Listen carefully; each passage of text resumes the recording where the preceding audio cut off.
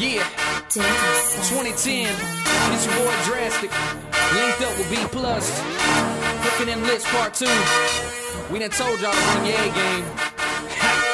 Yeah. You know as soon as I hit the water, it's about to go down. Get to the spot, now it's time to creep, so I drop that trailer and mold it down. We still be hooking them lips, hooking them lips. We still hooking them lips, hooking them lips. You know as soon as I hit the water, it's about to go down. Get to the spot, now it's time to creep, so I drop that trailer and mold it down. We still be hooking them lips, hooking them lips. Hey everybody, this is Rhoades Outdoors. My name is Tori Rhoades and you are watching Pro Talk. On this week's episode, we're going to talk about tournament preparation. When you come into an event, you've got a 30-day cutoff, meaning that you can fish that body of water up until 30 days before the first official practice day of that event. How many guys pre-practice for those events? And then we're going to find out who these guys work with and share information with while they're on tour. Very seldom ever pre-practice an event. Never have.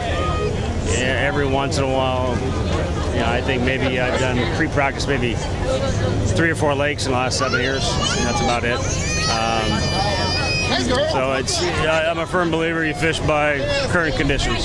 So there's always little nuances, little things about certain bodies of water that, you know, if you're, some of the guys will get that information, but I still believe that if you go out and fish by conditions, you should be able to do just fine.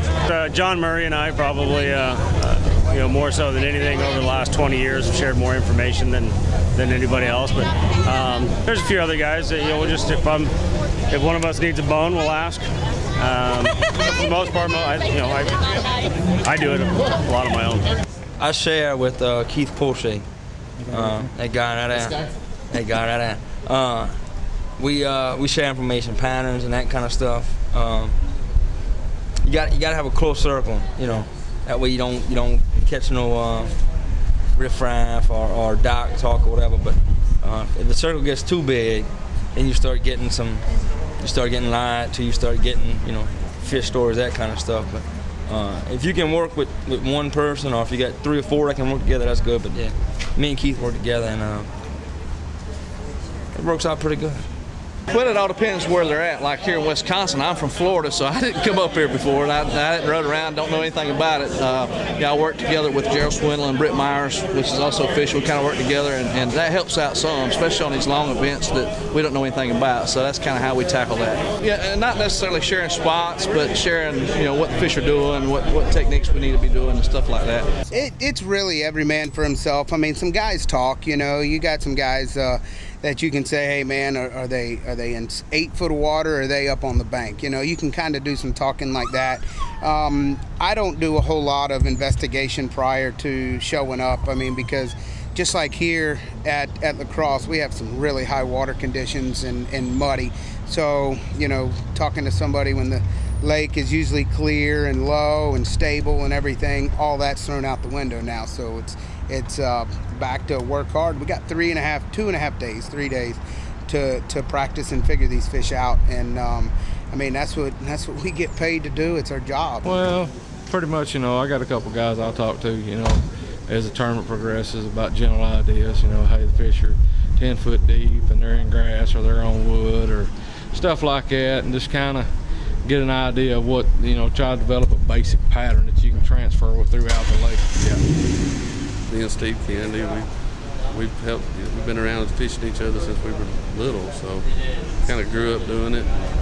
You know, we talk a lot. Me and Fred Bannis talk a lot. You know, there's certain ones we do talk with, and certain ones that you just, you know, it helps to know what's going on out there. Yeah, it really does. Boy Duck and I use the room together, and we talk a lot, but not really. I just want to know.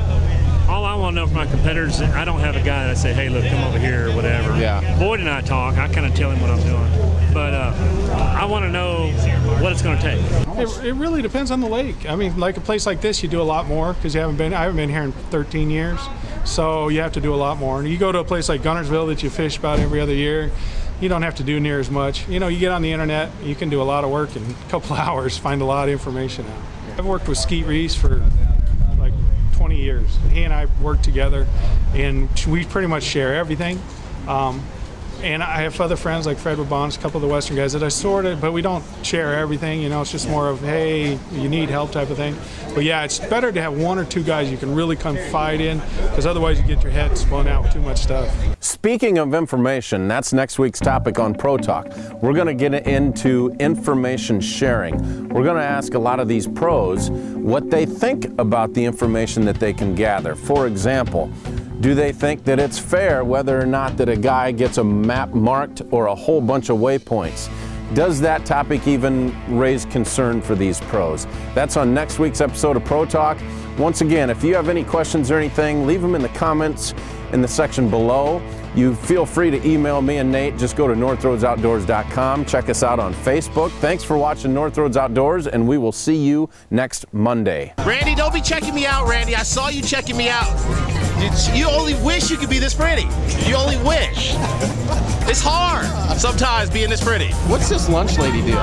We can't talk about that. Trade secret. We're actually rotating through lunch ladies as we speak. We're working on rotating into a new lunch lady because the other lunch lady is letting us down. And actually, she showed up here. She hasn't been all year long, but she showed up at this event. And so we're just a little angry with lunch lady. Well, are you looking for a cheese-fed lunch lady up in Green Bay? Hey, I'm looking for one here. If I can get one in every town, they're going to be beer-fed here. That's fine. I'm going to be beer-fed tonight. Thanks for watching NorthRhoadesOutdoors.com.